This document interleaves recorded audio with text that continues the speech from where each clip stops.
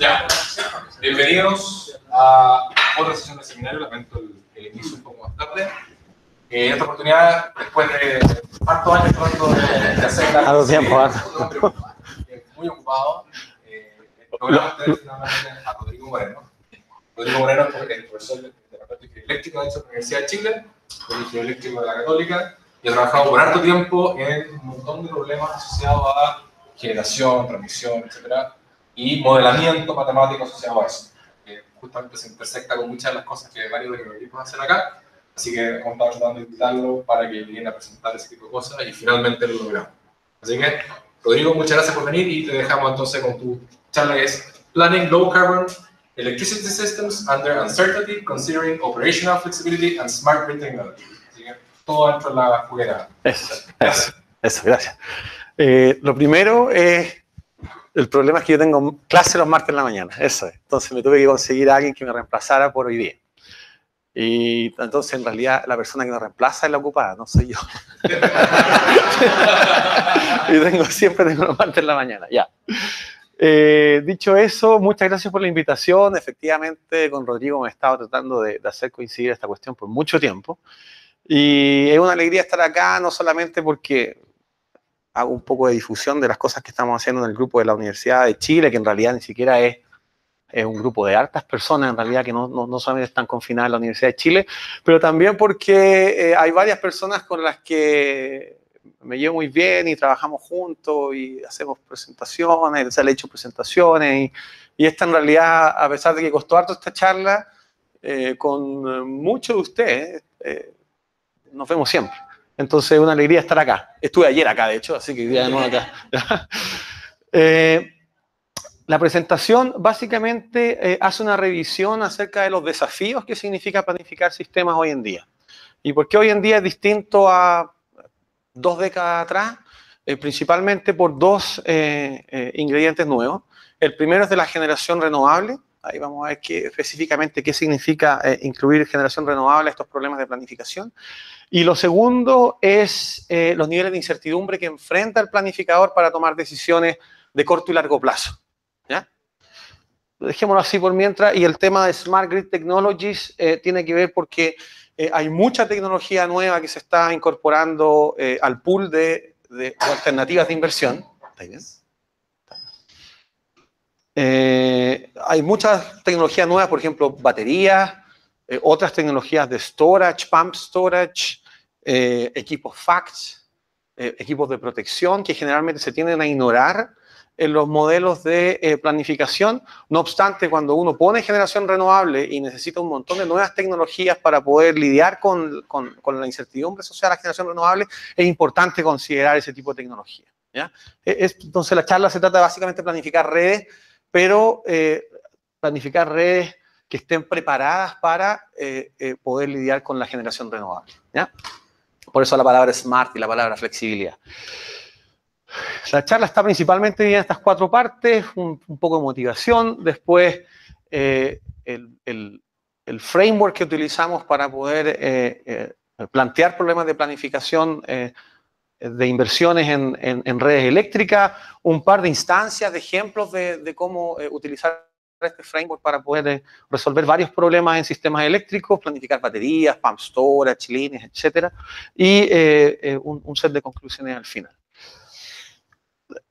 La parte de motivación más básica probablemente todos lo tenemos súper claro, ¿ya? O sea, existe un mandato, una intención, un mandato de decenas de países en el mundo para poder hacer una descarbonización del sector de energía, y dentro del sector de energía, el sector eléctrico luce particularmente importante, particularmente interesante, porque sabemos o creemos saber cómo hacer una descarbonización eficiente en el sector eléctrico, que es básicamente incorporar renovables.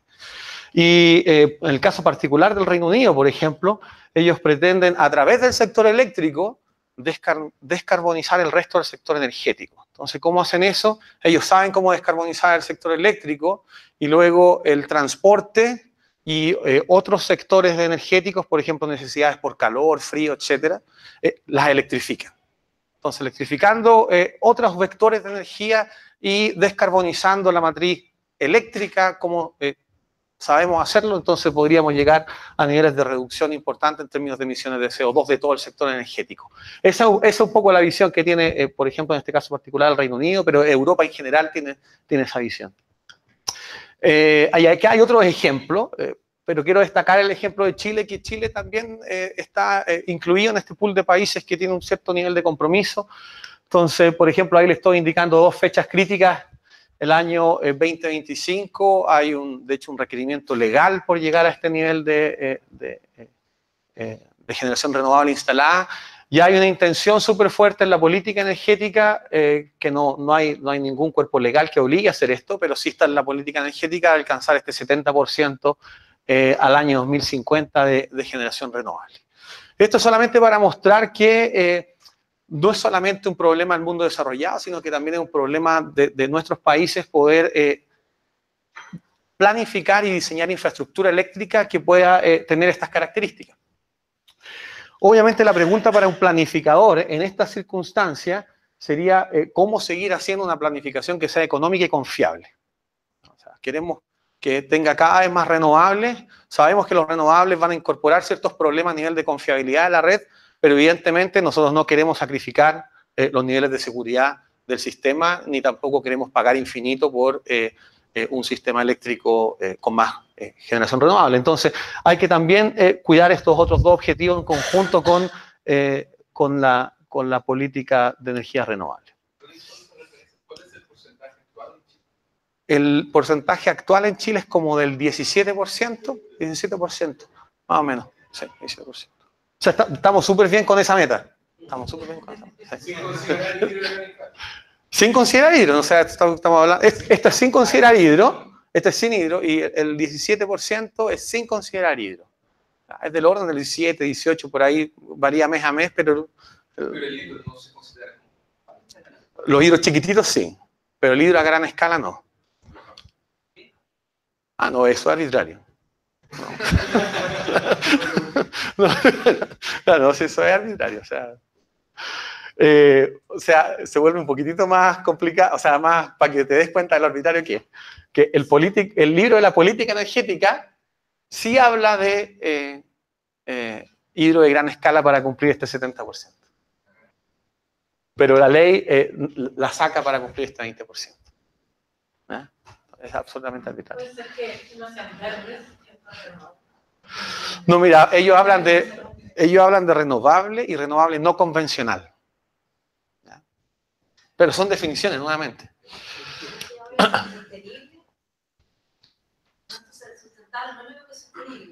Sustentable no es lo mismo que sostenible, pero no me preguntéis cuál es exactamente la diferencia.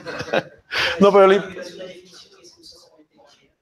la no convencional se ocupa solamente en Chile, pero en realidad hay muchos otros países que tienen el mismo dilema, si considerar o no la hidro de gran escala dentro de los targets de política energética. Pero efectivamente, si el target verdadero son las emisiones, o sea, no tiene ningún motivo por qué no considerar el hidro de gran escala. Hay otros problemas asociados con el hidro de gran escala, no me quiero poner a hablar de eso, pero hay otros problemas que no tienen nada que ver con el nivel de emisiones, sino que con el impacto a nivel local en comunidades. Claro. Ya. Entonces, déjenme mostrarles un poco cómo entendemos el desafío en términos de la red eléctrica. ¿Ya? Entonces, para eso les voy a mostrar primero cómo funciona una red convencional y cómo esta red convencional va cambiando para convertirse en esta red smart, que es donde se supone estamos resolviendo el problema de planificación.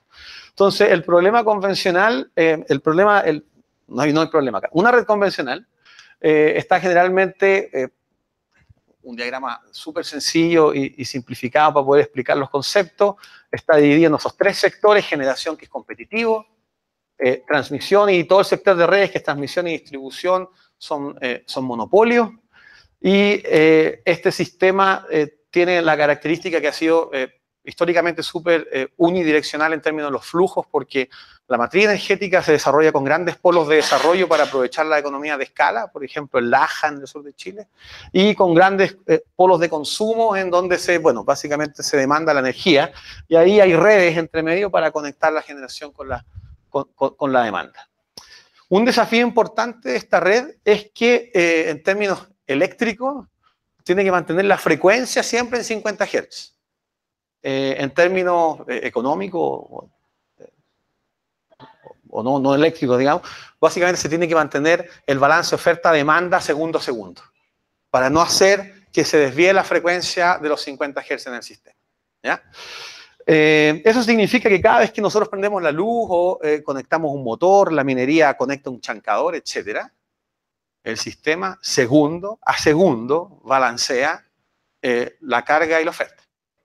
O sea, hay controles aquí en este sistema que hace que cuando se prende una ampolletita acá, hay alguien en el sistema generando un poquitito más para poder mantener el balance de oferta-demanda, y eso se hace instantáneamente, ¿ya? En el sistema. Y cuando hacemos eso, evidentemente se corrigen los flujos. Por ejemplo, imagínense, aumenta la demanda por este lado, se corrigen los flujos, porque se corrigen las inyecciones, y ahí tenemos otro problema que hay que cuidar, que todos los equipos de la red no estén sobrecargados. O sea, no se esté superando el rating. Y el control de flujo, el control de frecuencia son probablemente los problemas más grandes que tiene el operador del sistema para manejar la red. ¿Ya?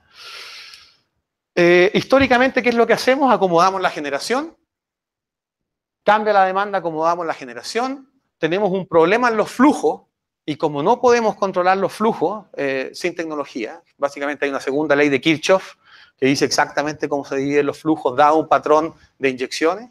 Entonces, si tenemos una congestión en una línea por algo que ocurrió en el sistema, tenemos que ir y cambiar el despacho. Entonces, básicamente, manipulando el output de los generadores, resolvemos casi todos los problemas. Esa es la verdad. Problemas de frecuencia, manipulamos el output de los generadores. Problemas en la infraestructura, cuellos de botella, etcétera, manipulamos el output de los generadores. ¿Ya? Eso ustedes se lo pueden imaginar cuando tienen varias fuentes renovables. Entonces, imagínense viento aquí conectado, en algunos países energía nuclear, que es altamente inflexible, que puede estar conectado en ciertos nodos para cumplir objetivos de política energética, y generación distribuida, por ejemplo, paneles fotovoltaicos sobre las casas. ¿Ya? Y el problema de estas fuentes es que estas fuentes son estocásticas, van variando minuto a minuto. Entonces, imagínense la filosofía, y pueden hacer la simulación en su cabeza. Imagínense, nosotros empezamos a aumentar los niveles de estas tecnologías, que son estocásticas, y luego tratamos de resolver todos los problemas manipulando el output de los generadores. Si hay problemas de frecuencia, manipulamos el output de los generadores. Si hay problemas de cuellos de botella, la red, etcétera, manipulamos el output de los generadores. ¿Ya? Ustedes van a encontrar, y hay varios estudios al respecto, que si hacemos eso, vamos a llegar de repente a infactibilidad. O sea, no es posible seguir aplicando la práctica de ahora, o eventualmente saldría demasiado caro. Entonces, están ocurriendo cosas un poquitito más avanzadas, como por ejemplo, tratar de acceder a la demanda para que la demanda entregue ciertos niveles de flexibilidad que necesita el sistema para mantener la frecuencia en 50 Hz. ¿Cómo? Por ejemplo, instalación de baterías en la demanda, en subestaciones de distribución, y cosas que aparecen a nivel ya más por la voluntad de la demanda. Por ejemplo, autos eléctricos, no necesariamente hay un planificador diciendo que van a haber autos eléctricos, pero la gente simplemente compra autos eléctricos, y también puede haber línea blanca inteligente que eventualmente también podría incorporarse para poder ser manipulada con beneficios de apoyar la operación del sistema. ¿Cómo se hace eso? Por ejemplo, si baja la generación renovable, una ráfaga pasó y dejó de generar, lo que hacemos típicamente es que entonces rampeamos con una máquina convencional hacia arriba. Lo que eventualmente uno podría hacer es bajar demanda. ¿Ya? ¿Cómo hacer eso? Ese es el problema. Si tenemos baterías se podría hacer. Si tenemos autos eléctricos, fíjense que los autos eléctricos uno los compra para tenerlos en 90, los autos convencionales, cualquier auto, digamos. Un auto particular, uno lo tiene el 90% del tiempo estacionado. Si eventualmente se habilitan ciertos puntos de carga en donde el auto puede interactuar con la red, esos niveles de storage van a poder ayudar a futuro, por ejemplo, a balancear y mantener la frecuencia 50 Hz. Línea blanca inteligente, por ejemplo, imagínense lavaplatos que se pueden autodespachar dependiendo de un precio que está viendo en su nodo del sistema. Hay mucho exceso de generación renovable, ahora al revés, porque hay mucho viento en la noche. Entonces, el lavaplato que se supone que tiene que entregar la carga limpia en la mañana, se puede despachar y aprovechar esos precios cero o equivalentemente esos excesos de generación renovable. ¿Ya? Ustedes, hay muchas aplicaciones en la vida diaria para las cuales se utiliza la electricidad, en donde el consumo segundo a segundo del equipo es absolutamente irrelevante. Lo que ustedes quieren es obtener un servicio. Por ejemplo, bombas de piscinas quieren que el agua esté limpia. Les da lo mismo si esa cuestión se enciende ustedes pueden poner, por supuesto, ciertas restricciones de operación para que no se prenda una hora que molesta. Pero dadas esas restricciones de operación, a ustedes les da lo mismo.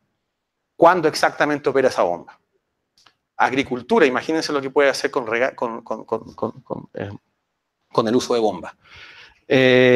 Lo mismo con los lavaplatos, lavarropas, secarropas. Ustedes quieren un servicio hecho a tal hora. El auto eléctrico exactamente lo mismo. Ustedes llegan a las 8 de la noche, lo enchufan y ustedes lo quieren cargado, por ejemplo, 6 de la mañana el próximo día. Entonces, ustedes, dadas ciertas restricciones, la demanda efectivamente puede ser muy flexible y puede servir precisamente para hacer que la operación de este sistema sea mucho más eficiente. Pump storage también en Chile, en particular, se está hablando de centrales como las de Valhalla, de bombeo, en donde esto también puede agregar más flexibilidad al sistema, interconexiones internacionales, si es que el vecino tiene, por ejemplo, fuentes flexibles importantes, en nuestro caso podríamos hablar de Brasil, por ejemplo, y red o tecnologías de red inteligente, por ejemplo, interconexiones HVDC. Yo les había comentado que la segunda ley de Kirchhoff es la que mandata cómo se ordenan los flujos en una red, pero hay nuevos equipos de electrónica de potencia que ustedes pueden hacer que básicamente el flujo por una red sea una variable de decisión. Es una línea despachable. Generalmente estas líneas HVDC, por una cuestión súper eléctrica, porque no son 3 fases, son 2 polos positivo y negativo, porque esto es corriente continua, se justificaba para redes, para líneas muy largas, básicamente por el ahorro en material, ahorro en pérdida, ese tipo de cosas. Pero ahora nos dimos cuenta que, aunque sean líneas cortitas, agregan bastante valor por el hecho de que son despachables. Entonces nos permite reordenar los flujos en una red en donde hay mucha generación variable. Y esto ya es un poquito más técnico, pero lo menciono igual: equipos fax, transformadores desfasadores y capacitores en serie a la línea, que hacen una especie de manejo de flujo similar al HVDC, menos flexible, pero en cierta medida permite manejar los flujos de una red sin cambiar los patrones de inyección de los generadores. Entonces, si hay un cuello de botella aquí a futuro acá, ustedes pueden hacer control de flujo sin necesidad de cambiar el control de los generadores. Evidentemente, toda esa flexibilidad en el sistema no tiene mucho sentido si no la podemos controlar en tiempo real.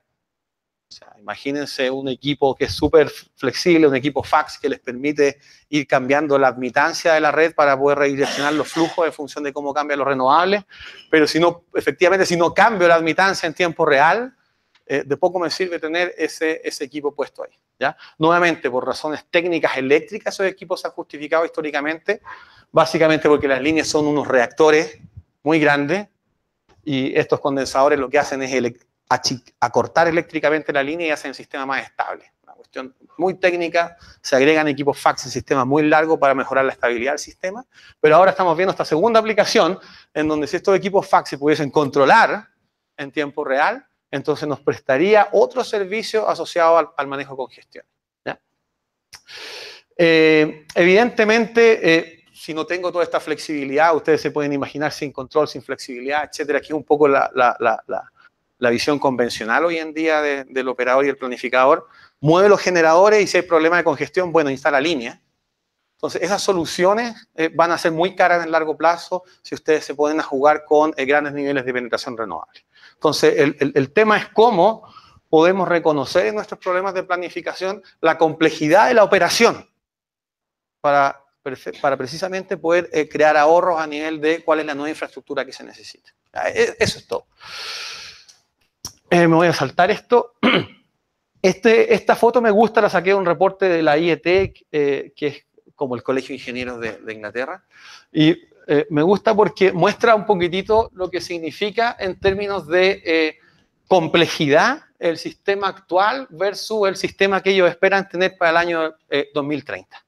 Entonces, por ejemplo, aquí hablan de cuáles son las máquinas que entregan control hoy actualmente en la red eléctrica, y hablan de 10, 15 máquinas con esta tecnología que pueden proveer control primario. El control primario es aquel control que varía casi en tiempo real. Y lo que se espera a futuro es que hay un número de ese orden, ¿ya?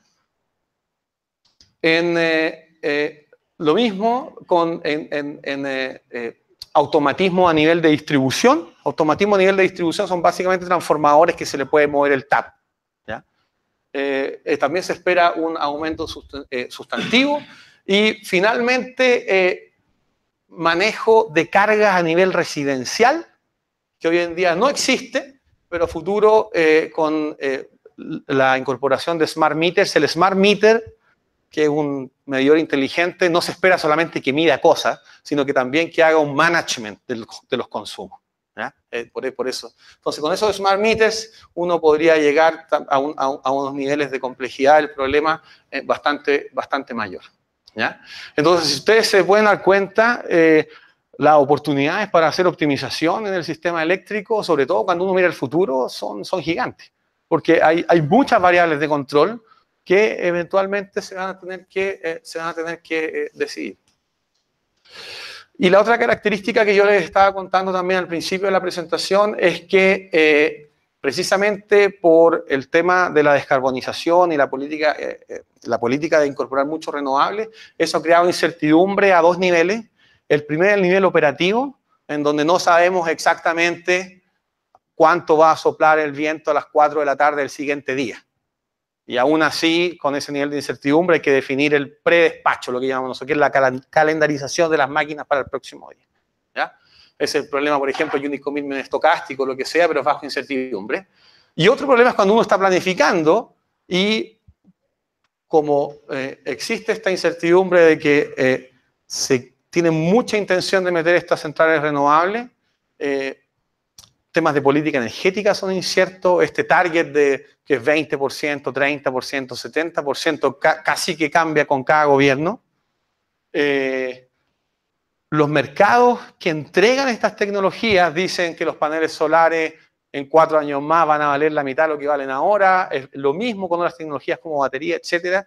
Y el tema es, digamos, cómo bajo ese nivel de incertidumbre uno empieza a tomar ciertas decisiones ahora que sean medianamente razonables. Entonces ya esta es una tabla que resume un poquitito a nivel ya de los modelos de planificación qué es lo que efectivamente está ocurriendo en distintas áreas de la ingeniería eléctrica. Entonces, por ejemplo, los modelos que típicamente de planificación muy simplificados, 10 años atrás, que veían solamente 1, 2, 3, 4 condiciones, snapshot de cómo podía operar el sistema y en función de eso planificaba. Ahora lo que estamos hablando es de la curva de duración propiamente tal, tratar de modelar las 8.000 horas del año y tomar decisiones en base a eso, en lugar de resumir todo el año, por ejemplo, en un nivel peak, off-peak, ¿ya? Si estamos hablando de storage, por ejemplo, es el ejemplo más obvio. Si estamos hablando de storage o batería, no tiene ningún sentido resumir el año en peak, off-peak, ¿ya? Esto es súper parecido, pero generalmente antes lo que hacíamos era solamente ver un solo producto del sector eléctrico, que es energía. No obstante, hay otros productos que se pueden incorporar a la modelación, por ejemplo, la necesidad de reserva. Reserva en giro es también un producto que puede entregar la misma unidad y lo que está haciendo esa reserva en giro es tratar de guardar un colchoncito en cada una de las unidades para que en tiempo real, cuando se desvíe la operación de la programación, entonces exista un margen de maniobra para la operación del sistema, y eso se está volviendo cada vez más importante porque los niveles de generación renovable demandan mucha reserva, entonces no modelar las necesidades de reserva dentro de los modelos de planificación también es un problema. Antes o ahora, algo así, nos estamos migrando de estos modelos que ven solo líneas y generadores a modelos que ven otras cosas, storage, demanda flexible, equipos de protección, equipos FACTS, etcétera. Antes hacíamos seguridad preventiva, ahora estamos haciendo también seguridad correctiva. Se los voy a mostrar en un ejemplo más tarde, pero básicamente lo que quiere decir esto es que en un modelo de planificación, antes nosotros siempre veíamos la operación como una sola cosa que puede ocurrir. Y en realidad la operación tiene al menos dos componentes importantes, que es la planificación de la operación y luego la operación en tiempo real. La operación en tiempo real no es completamente flexible porque está sujeta a cómo el operador planifica la operación. ¿Ya? Esto ya es un poquitito más complejo, pero no hay ningún ejemplo hoy día. Por ejemplo, flujo de potencia C versus flujos de potencia DC, que es flujo linealizado en los modelos. Escenarios, un solo escenario versus múltiples escenarios que se pueden reconocer en los modelos. Y a lo mejor esto es lo más interesante de la charla de hoy, modelos determinísticos versus modelos que pueden reconocer cierto nivel de incertidumbre. Y obviamente no existe ni un modelo que haga todo esto, pero lo que queremos hacer es tomar ciertas simplificaciones que sean razonables para el tipo de decisión que estamos tratando de buscar y queremos hacer que ese modelo obviamente sea tractable.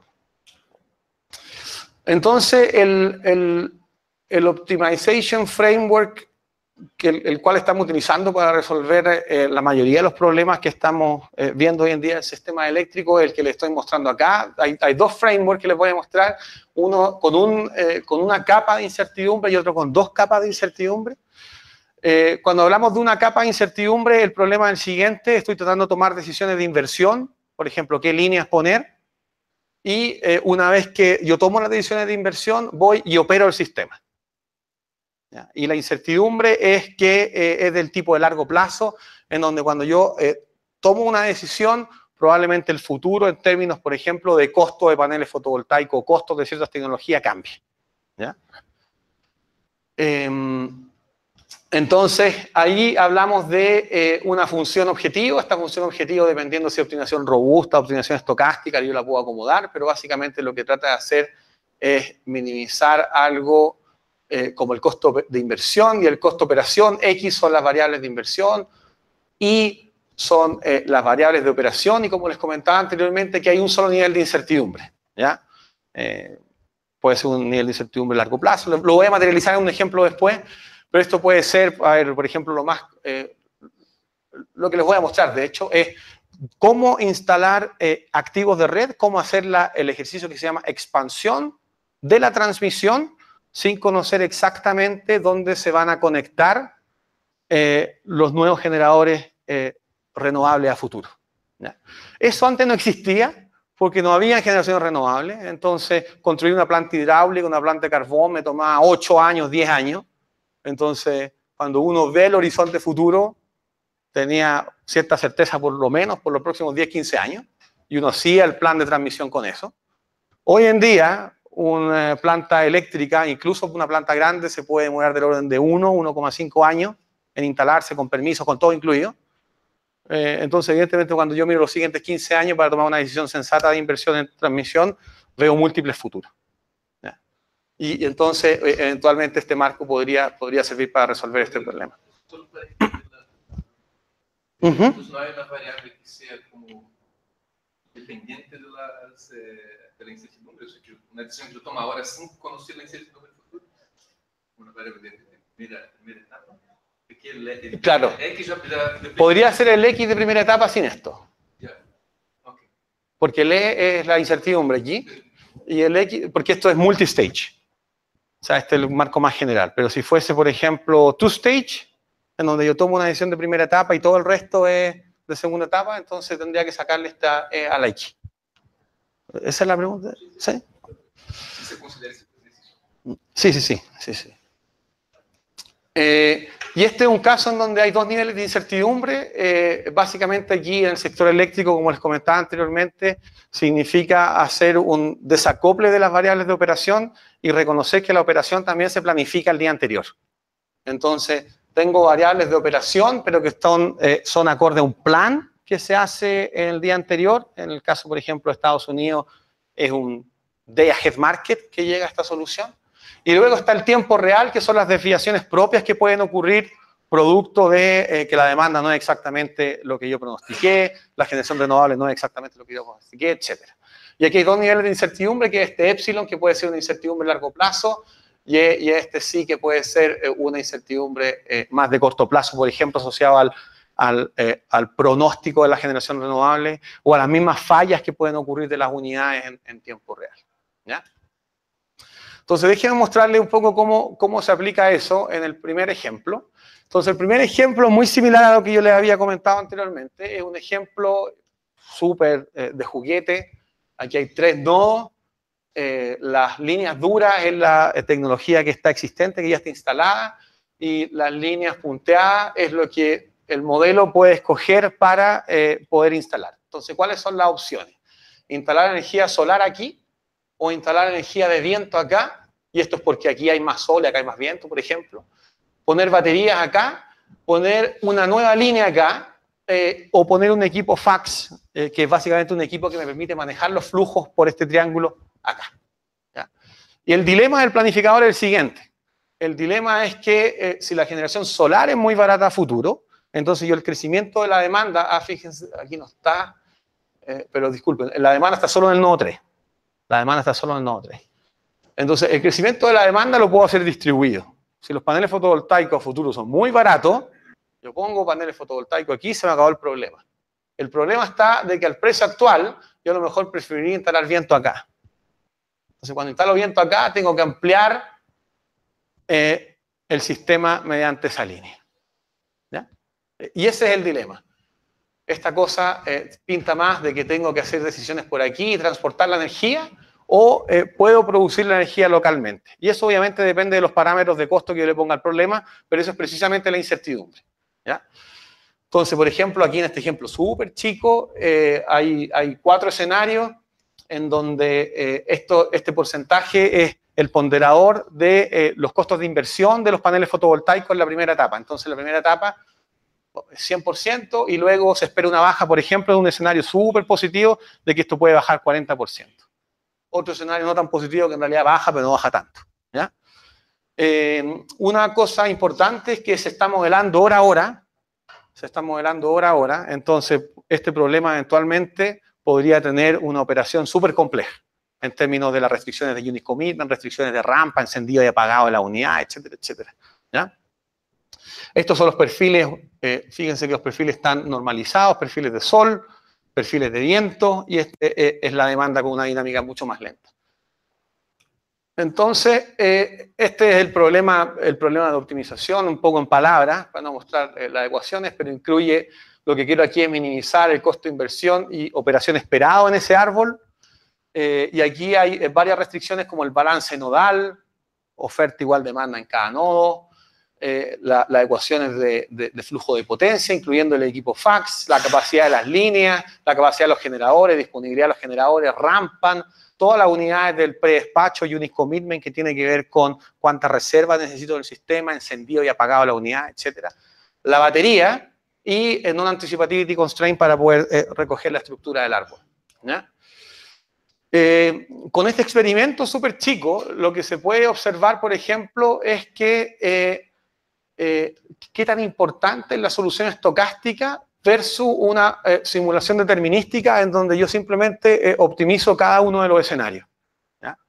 Entonces, aquí solamente les quiero destacar esto.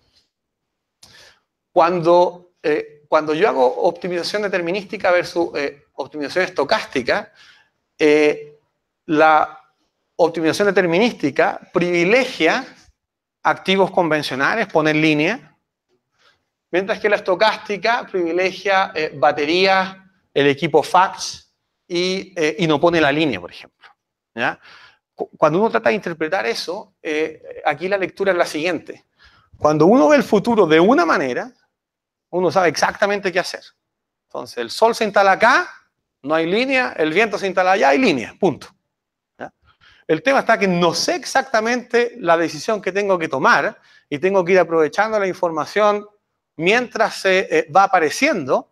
Entonces, las baterías y el equipo fax me sirven para comprar tiempo en el fondo, ponerlas para manejar todo antes de que la incertidumbre se desarrolle full, y estas baterías y el equipo fax evidentemente pueden entregar el servicio igual, incluso en el peor escenario, pero a un costo un poquito más alto que lo haría la línea. Pero si no se desarrolla en este caso el viento lejos de la demanda, no necesito la línea. Entonces, esta solución es mucho mejor en términos del promedio.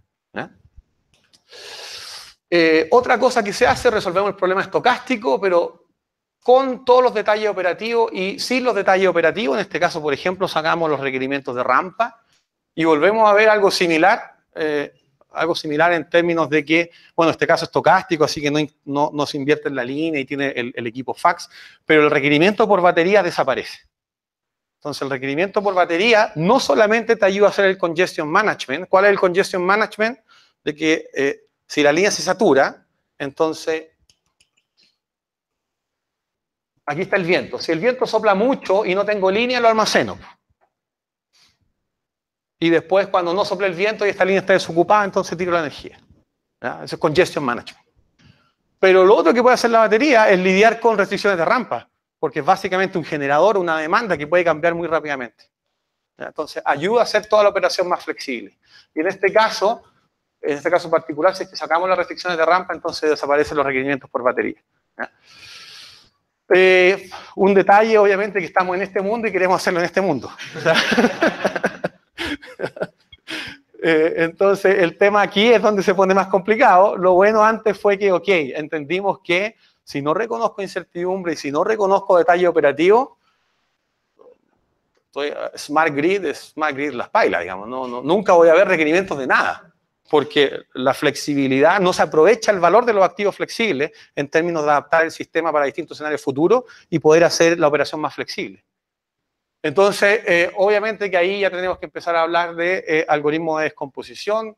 Lo que nosotros hemos hecho con cierto nivel de agrado y éxito es aplicar un algoritmo que está en este paper de acá, disculpen, está en este paper de acá, que es un algoritmo que desarrolló el grupo de Andy Philpott, que es un column generation, pero en donde se definen dos variables, en particular acá, se hace una descomposición, imagínense el árbol de incertidumbre, y se hace una descomposición a nivel nodal.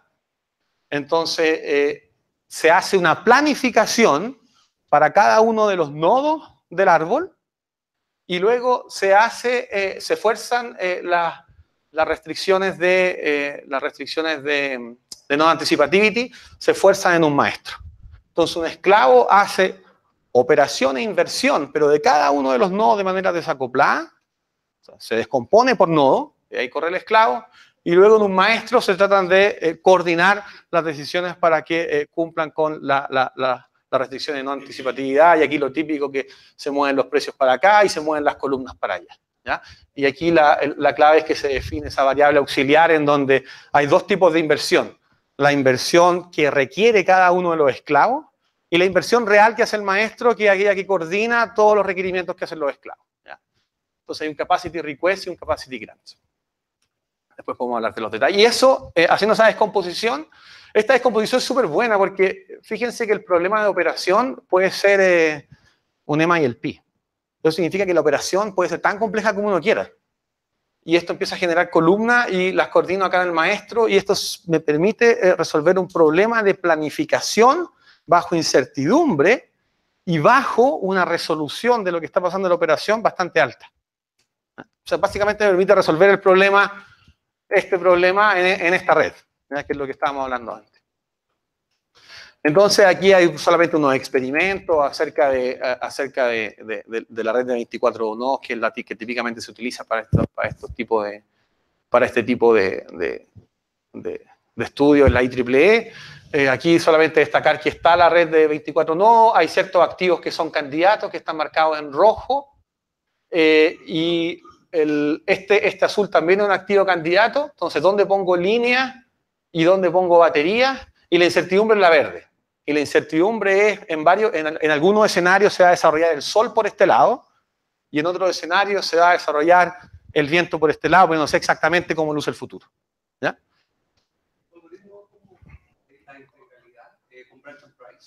Branch and price al final, pero no es necesario. O sea, esto lo hago absolutamente relajado.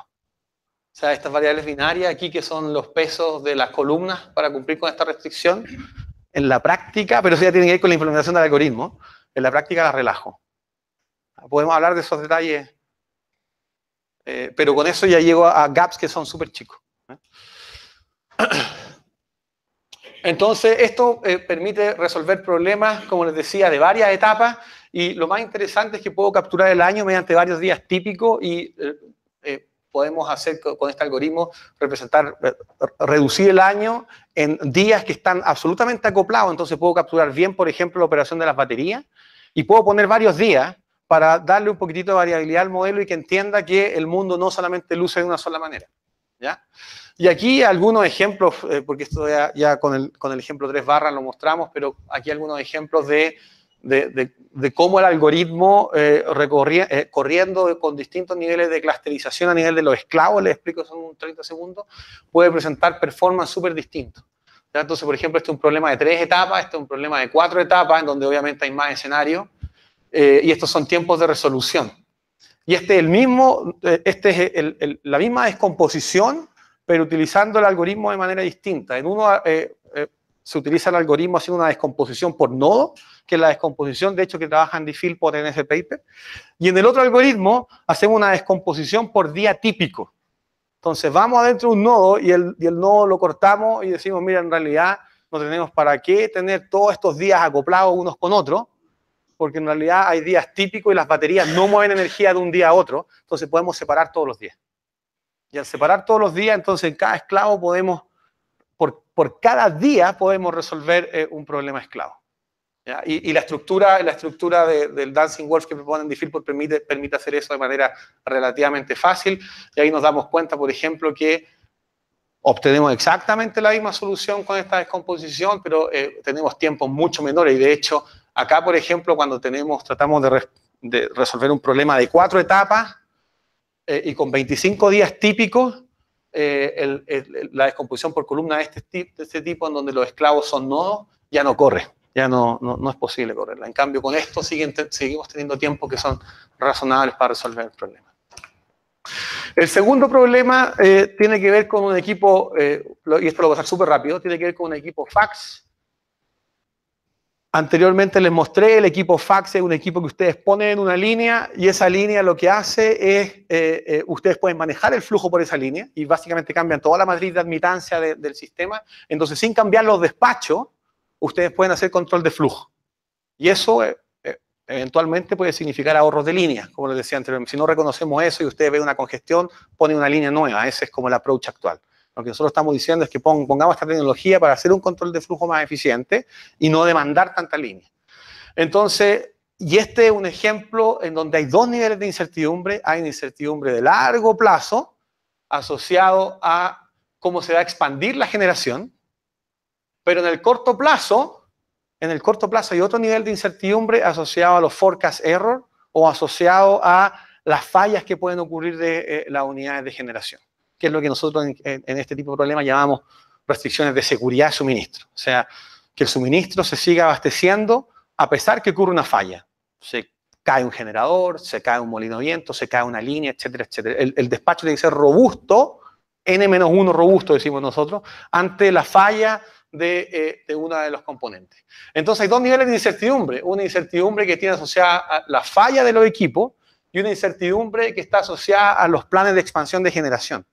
Entonces yo tengo que tomar una decisión en transmisión, igual que antes, contra esta incertidumbre a largo plazo, que no sé exactamente dónde van a aparecer estos generadores renovables, pero cuando modelo la operación, en la operación hay otro nivel de incertidumbre asociado a las fallas que pueden ocurrir y entonces las inversiones que yo estoy tomando tienen que ser N-1 seguras. Es decir, las inversiones que estoy tomando tienen que ser tales que permita al sistema funcionar incluso si es que falta un elemento de la red eléctrica.